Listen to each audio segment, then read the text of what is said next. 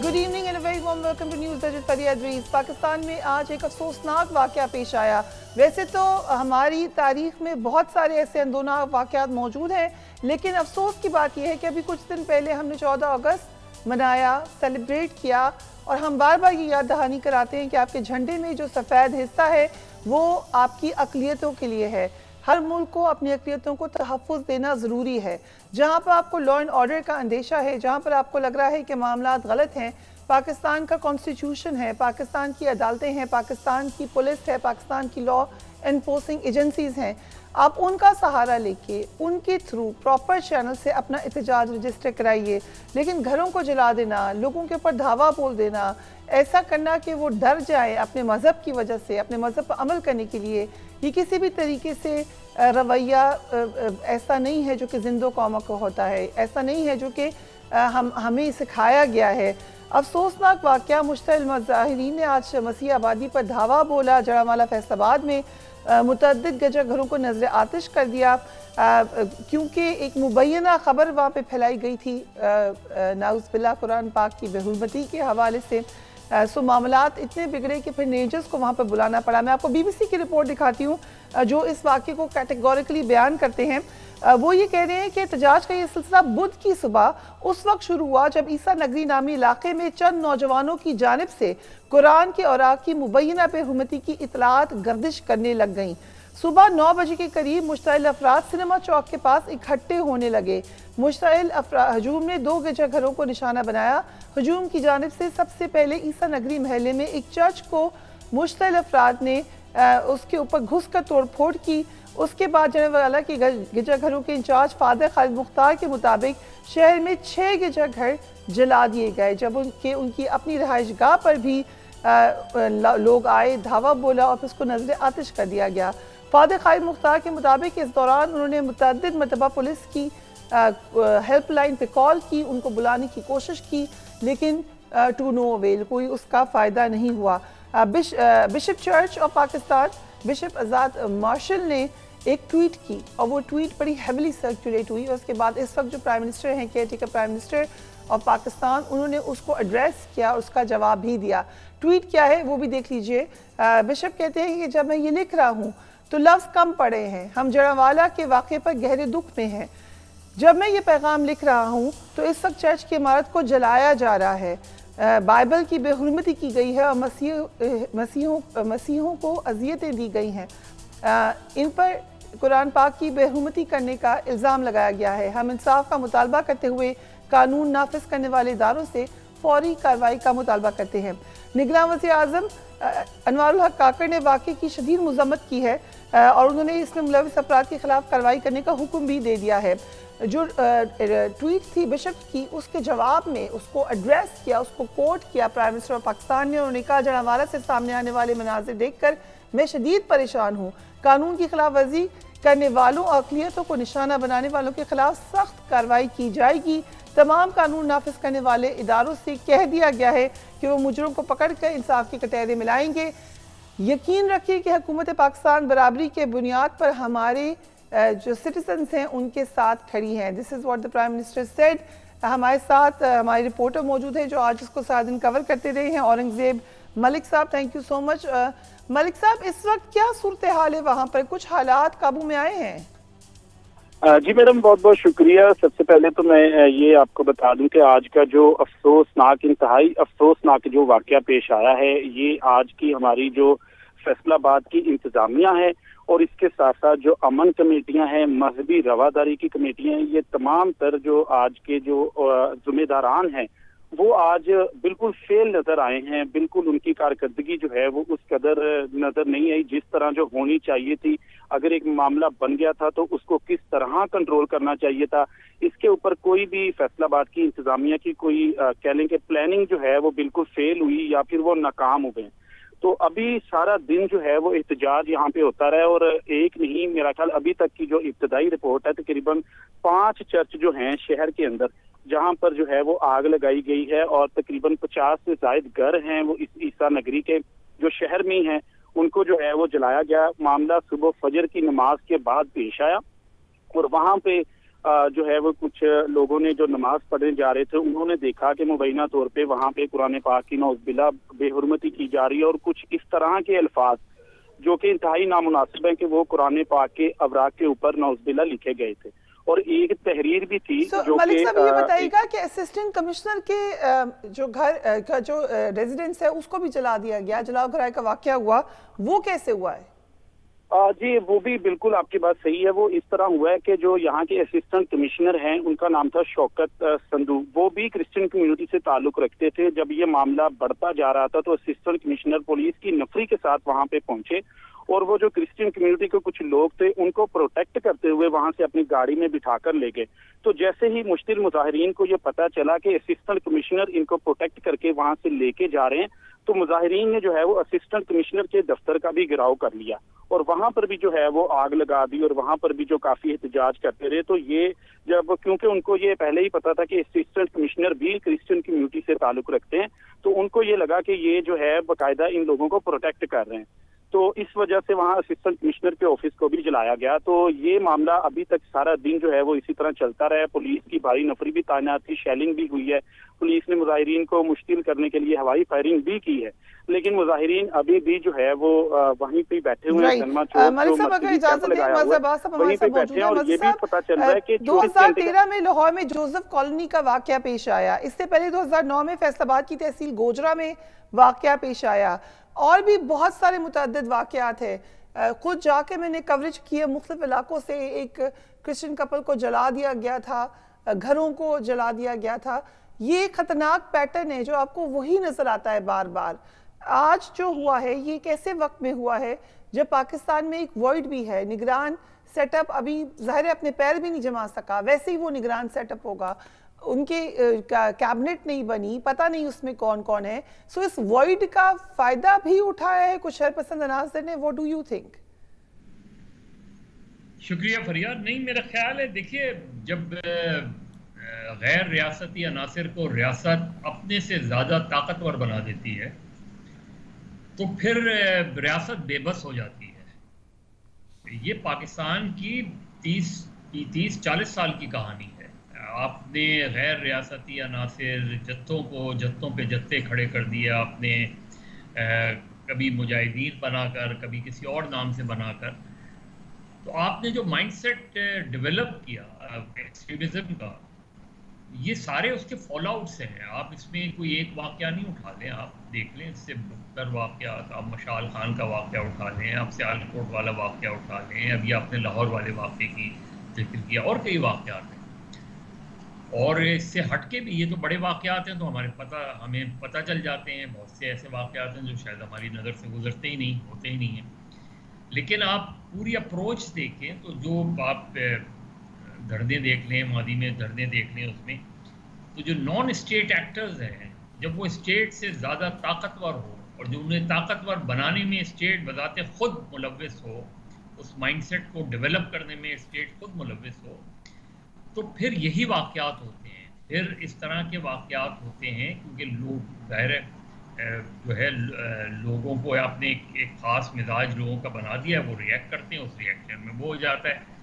آپ نے exemplary punishments نہیں دیں، آپ نے کسی کو ایگزامپلز نہیں بنایا، تو لوگ اور زیادہ طاقتور ہو گئے، اور زیادہ انہوں نے قانون کو قانون سمجھتے ہی نہیں ہیں، نہ قانون اپنے آپ کو قانون سمجھاتا ہے۔ اس میں کبھی آپ ان پہ ہاتھ ڈالتے ہیں، کبھی آپ ان کو انکریج کرتے ہیں، کبھی آپ ان کو پیچھے ہٹاتے ہیں، کبھی آپ اپنے پولیٹیکل گینز کے لیے ایکسٹریمسٹ گروپس کو یوز کرتے ہیں۔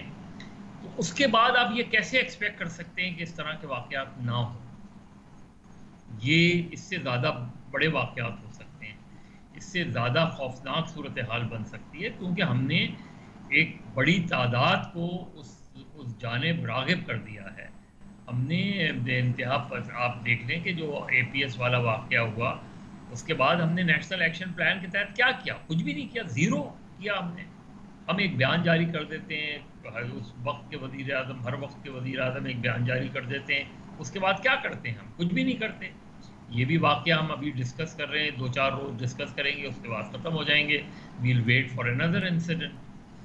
یہ پورا جب تک آپ اس چیز کو، اور اس کا یہ کوئی آسان جواب نہیں ہے، آپ اسکول کے لیول سے لے کے ہائر Right, لیول تک right. آپ اپروچ بہتر نہیں ہوگی آپ نئی چیزوں کو بہتر کر سکتے ہیں.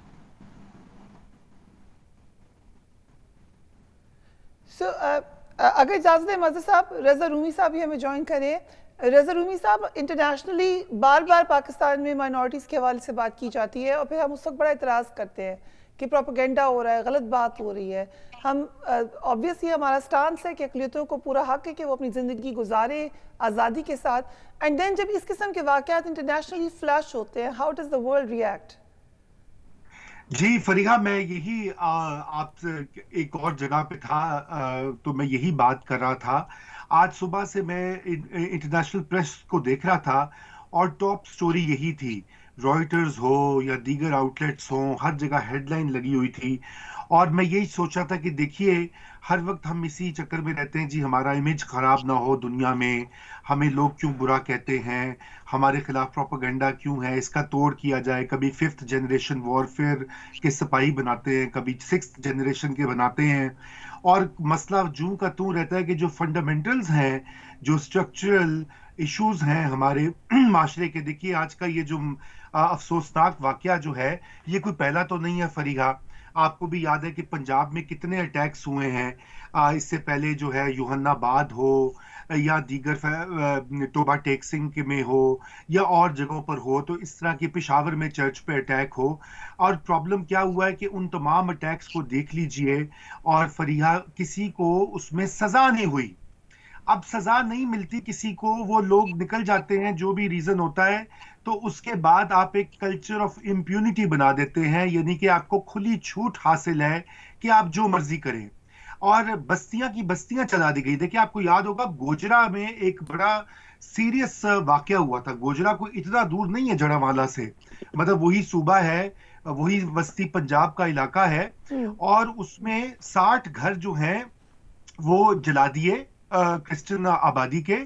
8 جو ہیں بیچارے جو ہمارے مسیحی بہن بھائی وہ زندہ جلائے گئے. 4 ان میں عورتیں تھیں. یہ واقعہ میں اس لیے یاد کرا رہا ہوں کہ یہ 2010 میں ہوا تھا. 13 سال. اب قوموں کی زندگی میں اگر کوئی سیریس ہو، ہماری ریاست، ہماری عدلیہ، ہماری پولیس، ہماری پارلیمنٹ، تو کافی وقت ہوتا ہے کہ اس کو فکس کر سکیں. جوزف کالونی میں 2013 میں 10 سال پہلے ایک اور واقعہ ہوا جہاں پر جو ہے 160 گھر، 18 دکانیں اور 2 چھوٹے چرچ جلا دیے گئے. یہ اچھا پھر اس کے بعد جو ہے میں آپ کو بتاؤں کہ پورا یہ قصہ، پھر یہ کرسچن چرچ ہوا. پھر شہباز بھٹی ہمارے 2011 میں بڑے زبردست وزیر تھے، ایکٹیوسٹ بھی تھے، کرسچن کمیونٹی کے لیڈر تھے، ان کو بہیمانہ قتل ہوا. اور آپ دیکھیں کہ کوئی ہمیں نہیں آج تک پتہ لگ سکا کسی کو سزا ملی کیا، کسی کو پوچھا بھی گیا. اب جب یہ ہوتا ہے تو پھر دیکھیے، پھر دنیا تو ان مواقع کی تلاش میں ہوتی ہے. دیکھیں نا، اور یہ کہ ہم ہر وقت ان کو بلیم نہیں کر سکتے کہ جی وہ پروپیگنڈا کریں، یہ کریں. ہم پاکستان میں کیا کرتے ہیں؟ پھر ہم نے یہ جو انتہا پسند گروپ دیکھے نا، پہلے یہ ایک فرق طرح کے انتہا پسند گروپ تھے جو یہ کام کرتے تھے. اب یہ 2018 میں جو ایک نیا گروپ تشکیل دیا گیا، اور آپ کو پتا ہے کون ان کو پیسے بانٹ رہا تھا، کون ان کو انکریج کر رہا تھا. 2018 میں جو پولیٹیکل انجینئرنگ کے دوران ایک نئے گروپ کو کھڑا کیا گیا. اب وہ new could on the block ہے جسے انگریزی میں کہا جاتا ہے فریحہ. اور اب ہمیں ان سے ڈیل کرنا پڑے گا. ہر کسی اگر اجازت دیں جنرل صاحب کو بھی شامل کرتے ہیں گفتگو میں. جنرل صاحب، بیچ میں بہت ساری باتیں یہاں پہ ہوئی ہیں، ایک نیشنل ایکشن پلان بھی آیا، وجہ کیا ہے؟ ہم سخت ایکشن کیوں نہیں لے پاتے ہیں اور پھر ہم دوبارہ وہی معاملات ہوتے ہوئے دیکھتے ہیں؟ ریزن کیا ہے؟ ڈیٹرنس کیوں نہیں کریٹ کر سکتے ہم؟ جی بہت شکریہ. میرا خیال ہے جو فیکٹرز ہیں وہ تو دونوں بھائیوں نے بڑے اچھے کور کر لیے ہیں، مظہر عباس صاحب نے بھی اور دوسرے بھائی نے بھی. بات یہ ہے کہ میں یہ سمجھتا ہوں کہ ایک تو یہ سارے فیکٹرز ہیں، اس میں کوئی شک و شبہ کی گنجائش نہیں ہے. میں کوئی اسلام کے اوپر تو عالم فاضل نہیں ہوں، لیکن 3 باتیں اچھی طرح ہم جانتے ہیں. نمبر 1 یہ کہ کسی ایک جرم کی سزا آپ کسی دوسرے بندے کو نہیں دے سکتے، یہ بالکل ایک اصول ہے اسلام کا.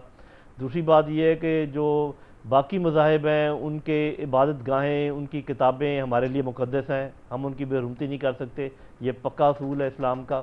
اور تیسری بات یہ ہے کہ اگر آپ نے ایکشن لینا ہو تو وہ ریاست ایکشن لے سکتی ہے، آپ خود نہیں کر سکتے. تو یہ 3 اصول تو بالکل بڑے پکے ہیں. آپ یہ جو پوچھ رہی ہیں کہ کیا یہ کیوں نہیں ہوتا، تو میری بہن بات یہ ہے کہ اگر آپ لال بتی پہ ٹریفک کو کھڑا نہیں کر سکتے اور جو ہی وہ کوئی نکل جاتا ہے تو کوئی آپ اس کو خاطر خواہ سزا نہیں دے سکتے. آپ کے تمام موٹر سائیکل آج کل بغیر لائٹوں کے، بغیر اشاروں کے چل رہے ہیں، سب نے اپنے ریئر ویو مررز اتارے ہوئے ہیں، کسی نے نمبر پلیٹ نہیں لگائی ہوئی ہے. تو یہ ایک ماحول ہوتا ہے پورے ملک میں قانون کا، قانون کی اجارہ داری کا. اور پھر میں یہ سمجھتا ہوں کہ ناخواندگی، غربت اور ناانصافی، یہ جو 3 چیزیں ہیں ان کا ملغوبہ ہے جس کے یہ سارے اثرات ہیں، اور جب تک آپ ان کو ٹیکل نہیں کریں گے یہ بہت مشکل ہے. رائٹ، ٹھیک ٹھیک. دوسری طرف معاملات بہت زیادہ آپ کو نظر آ رہے ہیں. ابھی جیسے کہ ہم نے ڈسکس بھی کیا، ایک چیلنج نہیں ہے، ملٹی فیسٹڈ چیلنجز ہیں جو اس وقت نگران حکومت کے سامنے ہوں گے، لیکن ان کی کیبنٹ میں ہوگا کون؟ ایک تو مہنگائی کا شدید طوفان آنے جا رہا ہے. پیٹرول کی قیمت 290 روپے 45 پیسے جبکہ ڈیزل کی قیمت 293 روپے 40 پیسے ہو چکی ہے، اور ابھی کوئی ایشورنس نہیں ہے کہ آگے یہ کہیں پر رکے گی جا کر. آج ہم نے عوام سے اس حوالے سے بات کی، محسوس کیسا کریں ذرا دیکھیے. نام بہت سارے نگران سیٹ اپ کے لیے. ایک خبر یہ بھی تھی کہ شاید آج ہر برادری کی تقریب ہوگی، لیکن اب امید کی جا رہی ہے کہ کل یا پرسوں ہوگی. کچھ نام، ڈاکٹر شمشاد اختر کا نام سامنے آیا نگران وزیر داخلہ کے لیے سرفراز بگٹی، جبکہ وزیر خارجہ کے لیے جلیل عباس جیلانی کے نام کے حوالے سے خبریں گردش کر رہی ہیں. اور بھی بہت سارے نام ہیں، ان میں بیوروکریٹس ہیں، ان میں دیگر لوگ ہیں. مظہر عباس صاحب، نگران کیبنٹ تو اناؤنس ہو جائے گی، ایک تو آپ کو کس کس کا لگ رہا ہے کہ کون اس میں ہو سکتا ہے، لیکن ان کے اوپر کیا یہ ہم بہت زیادہ بوجھ نہیں ڈال رہے یہ تمام کے تمام معاملات حل کرنا؟ دیکھیں، پہلے تو فریہ جو آپ نے ابھی پیٹرول کی قیمتوں کی بات کی، ایک ہم عام طور پہ جملہ استعمال کرتے ہیں کہ لوگوں کا جینا حرام کر دیا. اب پیٹرول جس تیزی سے بڑھ رہا ہے اس کے بعد تو چلنا حرام کر دیں گے ہم لوگوں کا، کہ لوگ گھروں سے باہر ہی نہ نکل پائیں. ظاہر ہے جو موٹر سائیکل والا ہے، چاہے گاڑی والا ہے، اس کے لیے رکشے چلانے والا ہے، رکشے میں بیٹھنے والا ہے، کس کے لیے ہم آسانی پیدا کر رہے ہیں؟ یہ آؤٹ آف کنٹرول ہے. ایون جو لوگ متوسط طبقے کے ہیں یا اپر مڈل کلاس ہیں، آپ نے ملک میں رہنا مشکل کر دیا ہے، اور ملک سے باہر ڈالر اتنا اوپر لے گئے کہ ملک سے باہر جانا بھی مشکل ہو گیا ہے. تو یہ جو سچویشن ہے یہ بالکل انبیئریبل ہے، اور literally I will not be surprise کہ آپ نے لوگوں کو خودکشی کے قریب پہنچا دیا ہے. جو صورتحال آگے جا کے بننے جا رہی ہے، اب اس میں ظاہر ہے آپ کیئر ٹیکر گورنمنٹ اور وہ تو نہیں، یہ تو ایک continuity of the IMF agreement ہے. جو اوور دا ایئرز ہمارا اکنامک ڈکلائن ہے، یہ اس کی ریفلیکشن ہے. فائنل فال آؤٹس ہو رہے ہیں اس کے، لیکن کیا کون سا نگراں بنے گا، کون نہیں بنے گا، میرے نقطۂ نظر سے تو اٹ ہارڈلی میٹر. میرے نقطۂ نظر سے میٹر یہ ہے کہ وقت پر الیکشن ہوں گے یا نہیں ہوں گے. اگر وقت پر الیکشن نہیں ہوتے ہیں تو ہم اس آئین کو پریکٹیکلی جو ہے وہ دفنا دیں گے. یہ short of abrogation of the constitution نہیں ہے. یہ پنجاب اور خیبر پختونخوا میں جو کچھ ہوا ہے، وہاں جو نگراں چل رہے ہیں اب تک، وہ 90 ڈیز کے بعد اللیگل ہیں، انکانسٹیٹیوشنل ہے. یہ ساری چیزیں، ایک سپریم کورٹ ایک آرڈر دے دیتا ہے، اپنے آرڈر پہ امپلیمنٹ نہیں کرا سکتا، لیکن آرڈر تو موجود ہے. اس آرڈر کے بعد اس انٹرم سیٹ اپ کی لیگیلٹی کیا ہے پنجاب اور کے پی کی، اور اگر یہ 90 ڈیز سے 91 ڈے میں جاتے ہیں تو ان کی لیگیلٹی کیا ہوگی. تو ہم نے یہ تو مطلب ایک اتنی زیادہ، وہ جنرل ضیاء الحق نے تو یہ کہا تھا نا کہ 90 روز الیکشن جب اس نے نہیں کروائے، اس نے یہ کہا کانسٹیٹیوشن ہے کیا، ایک کاغذ کا ایک ٹکڑا ہے، اس سے زیادہ اور کیا ہے. تو ہم نے پریکٹیکلی ہم یہ ثابت کر رہے ہیں کہ آئین کی کوئی اہمیت، کوئی قدر، کوئی قیمت نہیں ہے. ہم اس طریقے سے انٹرپریٹ کرتے ہیں بڑی آسانی سے. راجہ ریاض صاحب نے کہہ دیا کہ الیکشن تو 15 فروری کو ہوں گے. بھائی کیسے ہوں گے 15 فروری، اور کیوں ہوں گے؟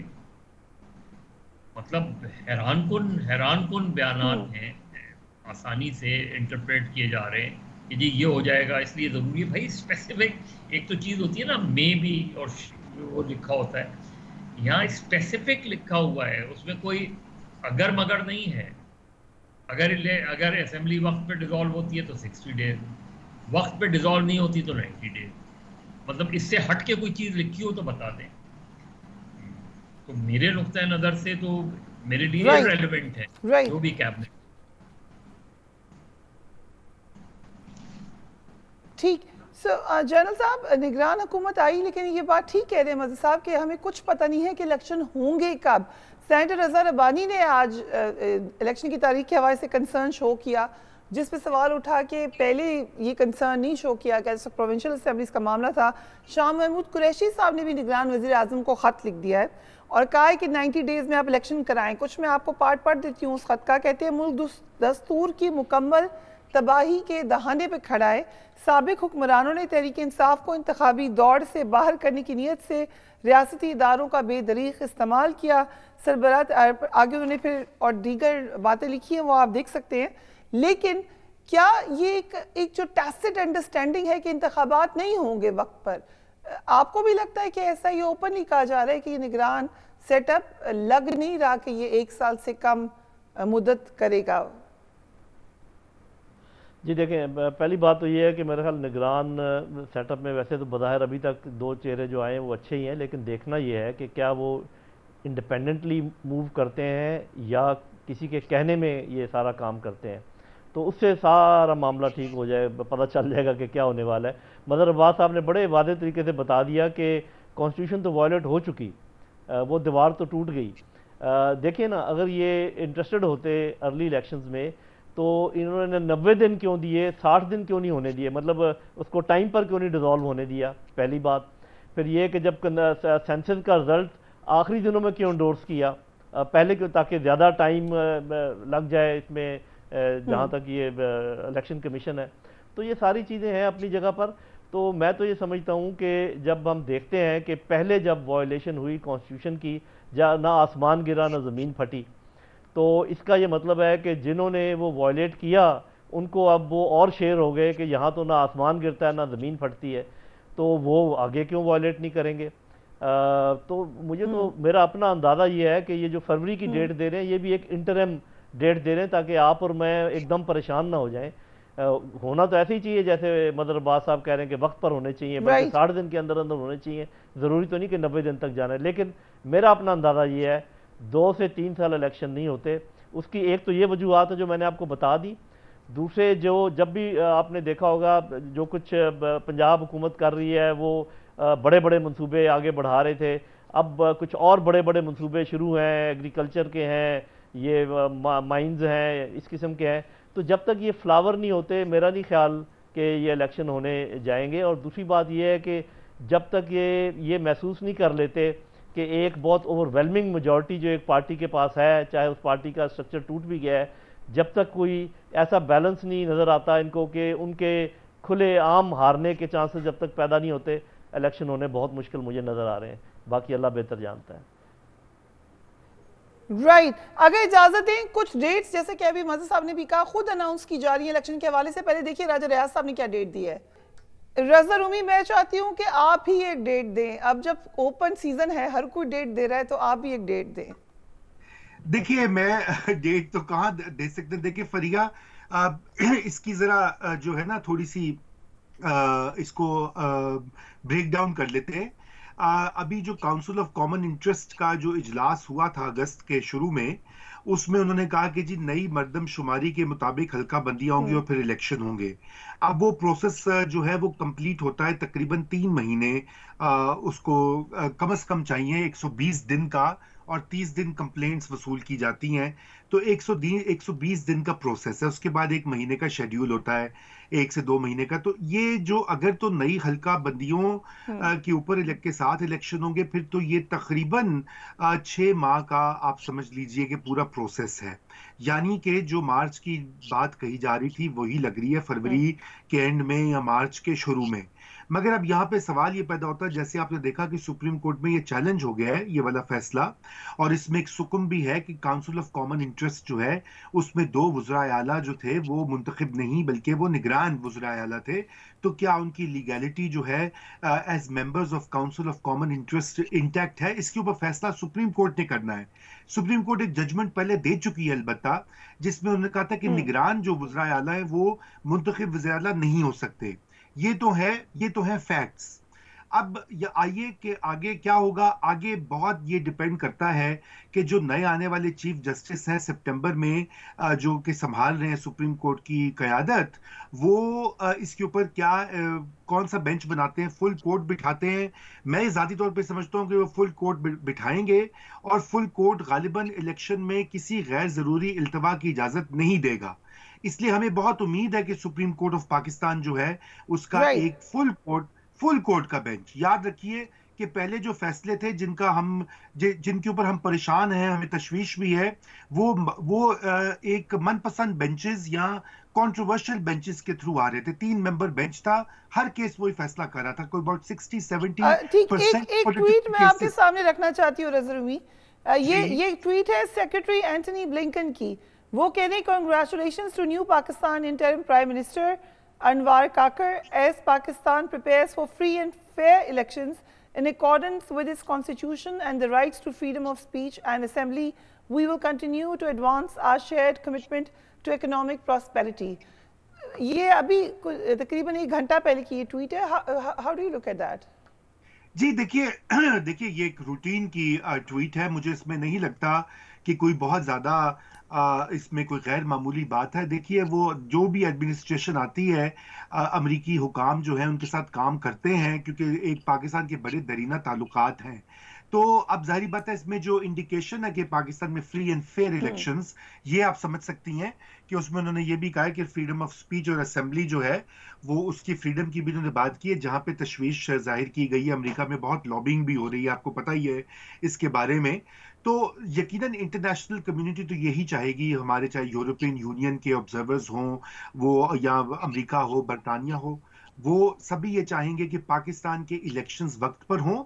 वक्त से मुराद ये है कि जो अगर सुप्रीम कोर्ट ये फैसला दे देती है, इलेक्शन कमीशन ये फैसला करता है पहले कि नई हल्का बंदियों पे इलेक्शन होंगे, तो फिर 120 दिन जैसे मैंने आपको जिक्र किया प्लस जो है वो और 60 दिन उसमें डाल दीजिए।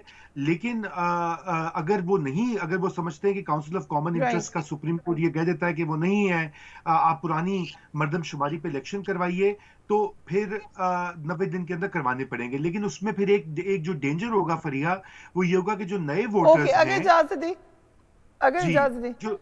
जो नए वोटर्स हैं फरिया, वो पीछे रह जाएंगे। देखिए ना, उनका भी वोटिंग का राइट है। जी आई एग्री विद यू। ये स्पेशली जो बहुत बड़ी तादाद में ये वोटर्स हैं, इनको बिल्कुल राइट मिलना चाहिए वोट करने का। We will take a break and we will be right back.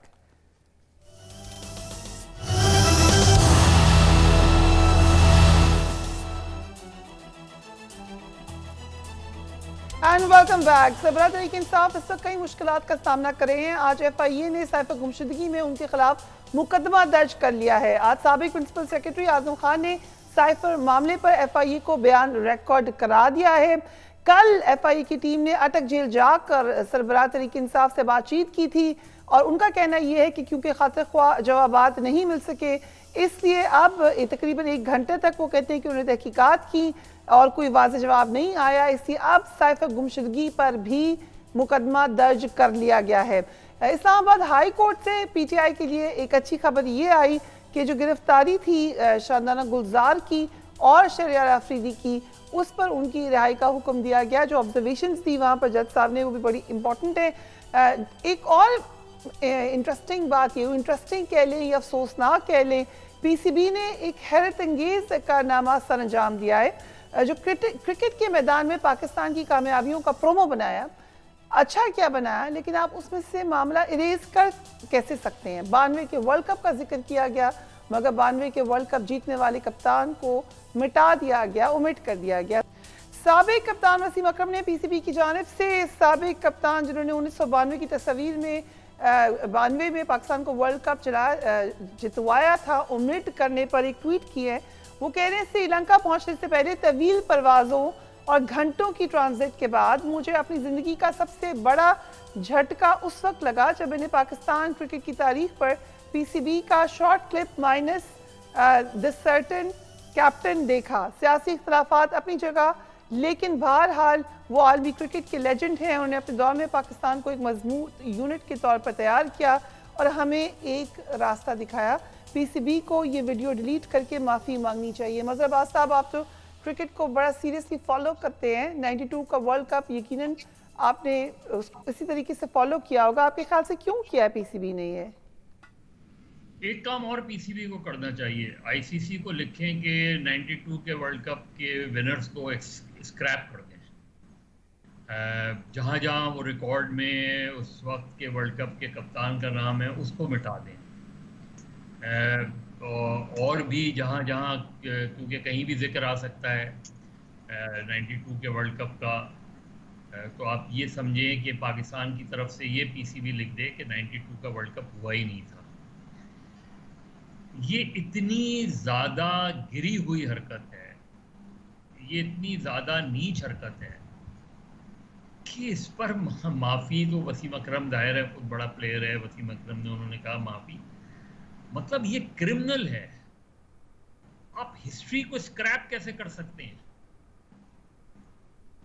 आप हिस्ट्री को इग्नोर कैसे कर सकते हैं? हिस्ट्री चले डिस्टॉर्ट करते हैं हम, हमारी तारीख ये रही है कि हम अपने मतलब की तारीख लिखना चाहते हैं, लेकिन जब भी क्रिकेट के वर्ल्ड कप का जिक्र आएगा, स्टैट्स का जिक्र आएगा, वहाँ इंटरनेशनल आईसीसी ने, अगर फर्ज करें आईसीसी ने वर्ल्ड कप का जो है, वैसे तो इंडिया ने भी माशाल्लाह जो अपना वर्ल्ड कप का वो प्रोमो रिलीज़ किया, उसमें इस वक्त जो क्रिकेटिंग रेटिंग में जो पाकिस्तान बाबर आजम है जो नंबर 1 है, उसकी तस्वीर नहीं दिखाई। ये हमारे माइंडसेट आप देखें ना, रिफ्लेक्ट करता है वो माइंडसेट। मतलब आप बाबर आजम आपके उसमें अगर वनडे क्रिकेट में नंबर 1 है तो नंबर 1 है, आप उसकी तस्वीर दिखाएं नहीं दिखाएं। 92 के वर्ल्ड कप में, वर्ल्ड कप का जब भी जिक्र आएगा, इसलिए कि पाकिस्तान ने जीता ही एक वर्ल्ड कप, एक ही वर्ल्ड कप आपने जीता है, आपने उस वर्ल्ड कप को भी स्क्रैप कर दिया। फिर आप इंडिया से किस चीज की शिकायत कर रहे हैं कि उन्होंने बाबर आजम का वो मिटा दिया प्रोमो से?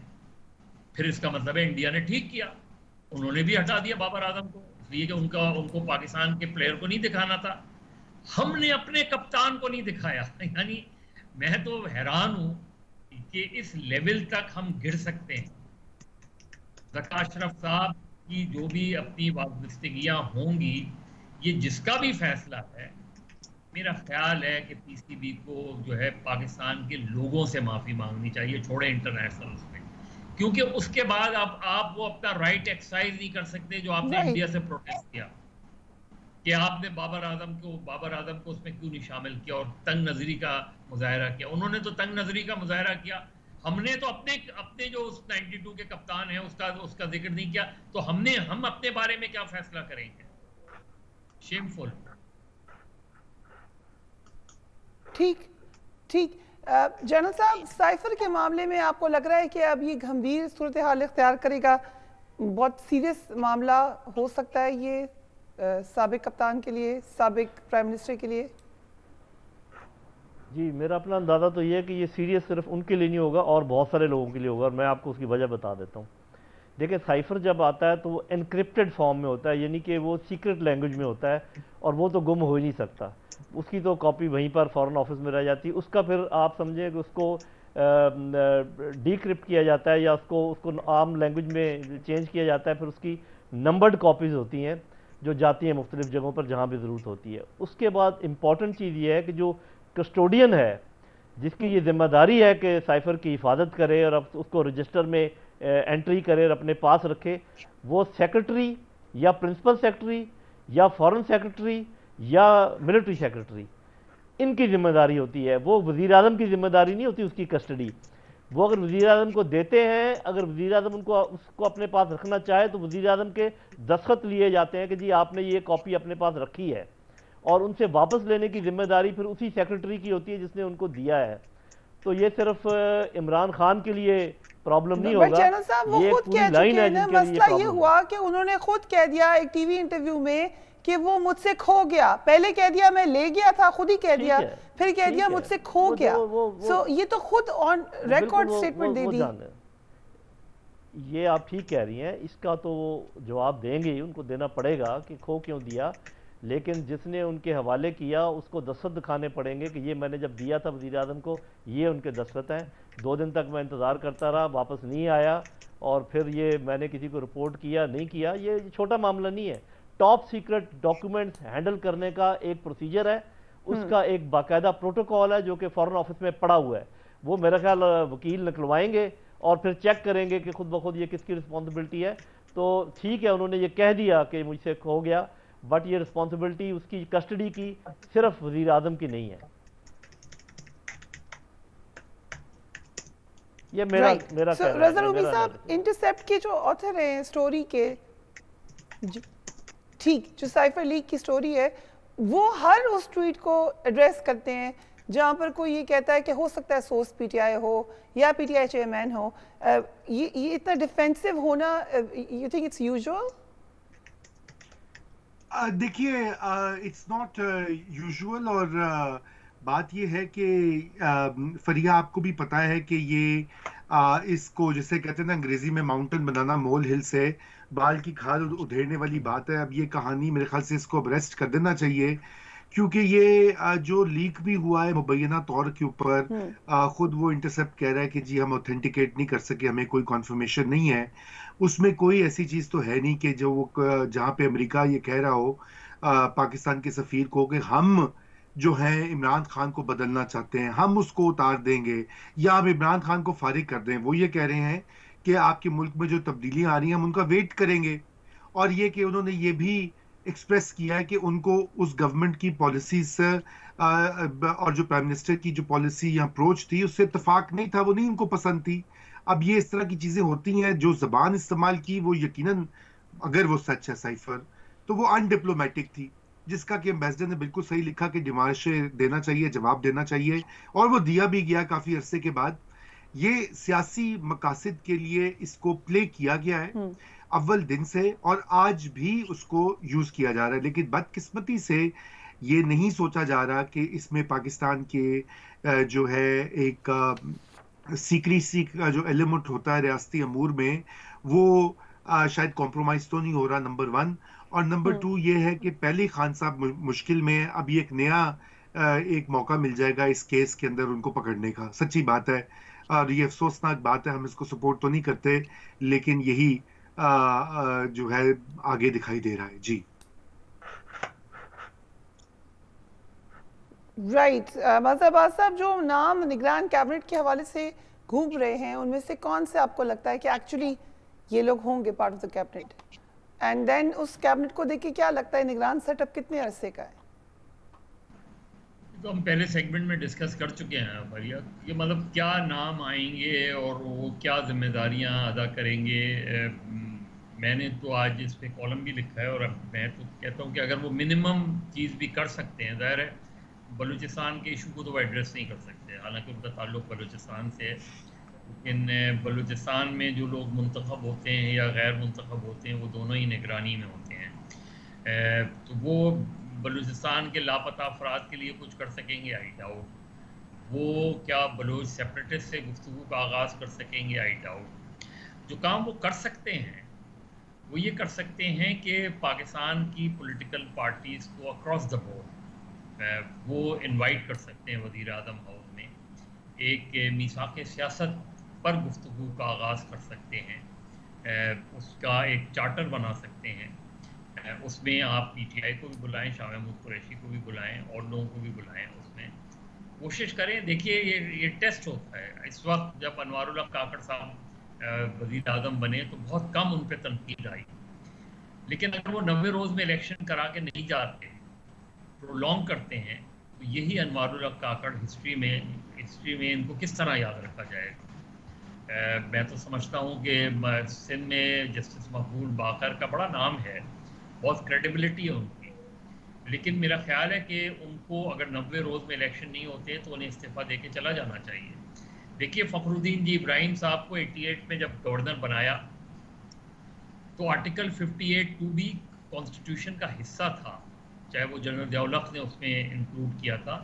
लेकिन जब 6 अगस्त को गुलाम इसहाक खान ने हुकूमत डिसमिस की और असेंबलियाँ डिज़ोल्व की तो Fakhruddin J Ibrahim refuse to dissolve the Sindh assembly, और उसके बदले उन्होंने अपना बैग उठाया और वो गवर्नर हाउस से चले गए इस्तीफ़ा देके कि जी किसी और को गवर्नर बना दें जो असेंबली डिज़ोल्व कर दे। और फिर कमाल असफर साहब गवर्नर बने और उन्होंने असेंबली डिज़ोल्व की। देखना यह है कि कौन अपना कैरेक्टर शो करता है इस हवाले से। हम सेंसस की बात कर रहे हैं, वो बात कर रहे हैं, तो फिर हम कॉन्स्टिट्यूशन को फिर इस तरीके से मिस इंटरप्रेट ना करें, हम फिर छोड़ देना कॉन्स्टिट्यूशन की गुफ्तगू आप करें। 20 साल सेंसस नहीं हुआ, 2007 से 2017 तक सेंसस नहीं हुआ।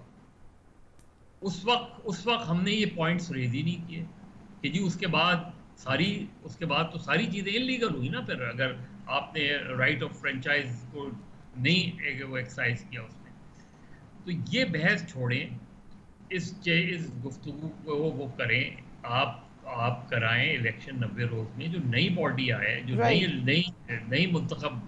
अगर इजाज़त दें, we have to wrap it up now. लेकिन एक तस्वीर आपको दिखाऊंगी जाते जाते, ज़रा देख लीजिए। शहरियार अफरीदी साहब को आखिरकार एक मुकदमे के बाद दूसरे मुकदमे में उनको गिरफ्तार किया जाता रहा। आज की एक तस्वीर है, उनको बहरहाल जज साहब ने रिलीफ दिया है। लेट्स हैव अ लुक, अगर आप वो देख सकें ऑन योर स्क्रीन। आज काफ़ी एक आप कह सकते हैं कि तस्वीर खुद ही बोलती हैं। इस तस्वीर को देखकर आपने क्या सोचा? Do share with me. और एक क्या हुआ वहाँ पर, थोड़ा सा उनकी अगर आप वीडियो फुटेज भी देख सकते हैं अपनी स्क्रीन के ऊपर। Exactly you can see him. काफ़ी दिनों से ये मामला चल रहा था। जो सवालात उठाए गए कोर्ट में, उन्होंने भी बहुत सारी बातें खोल कर बता दी। हमने ये भी देखा कि मामला जो थे वो उस तरीके से नहीं थे जैसे नज़र आ रहे थे। सो जज साहब को यकीनन कहा जा सकता है कि उन्होंने एक बोल्ड डिसीजन लिया है आज। बहरहाल शानदाना साहिबा एंड अफरीदी साहब को बहरहाल अपने घर जाने की इजाज़त मिल गई, इस शर्त पर कि वो इस्लामाबाद से बाहर नहीं जाएंगे। Do take care of yourself. Allah हाफ़िज़।